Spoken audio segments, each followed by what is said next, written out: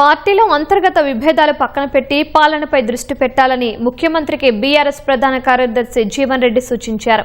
వర్షాలు లేక రైతుల ఆందోళనలో ఉన్నారని, ఇప్పటికైనా సీఎం భేషజాలకు పోకుండా కన్నేపల్లి పంప్ హౌస్ మోటార్లను ఆన్ చేయాలని డిమాండ్ చేశారు.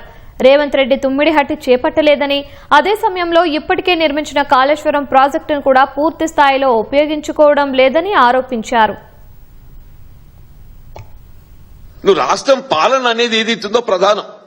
ఒక ముఖ్యమంత్రికి ప్రభుత్వానికి ఏదైతుందో పాలన ప్రధానం, పార్టీ వ్యవహారాలు ఏదైతుందో సెకండ్. కానీ ముందు ఇటు పాలన ఏదైతుందో వీళ్ళ కాళేశ్వరం ప్రాజెక్టే, దాన్ని ఏ విధంగా మనం వినియోగులకు తేవాలి, ఇవాళ కన్నెపల్లి పంప్ హౌస్ ఏదైతుందో వినియోగులకు తేవడం అనేది ప్రధానం అని చెప్పంటారు. ఈ సంవత్సరం అయితే ఏదైతుందో ఖరీఫ్ పంట ప్రశ్నార్థకం అయిపోయింది. అటో ఇటో మొత్తానికి అల్పపీడనంతో కొంత సాగైపోయింది. దానికి రైతు వల్ల ఆందోళనకు గురవుతున్నాడు. ఇటు ప్రాజెక్టులో నీళ్లు లేవు, ఆ కరెంట్ ఎప్పుడు వస్తుందో ఎప్పుడు పోతుందో తెలియదు. గతంలో ఏదైతుందో 24 గంటల కరెంట్ అనేది మనకు రైతుకు ఒక ఆత్మస్థైర్యం కలిగించింది.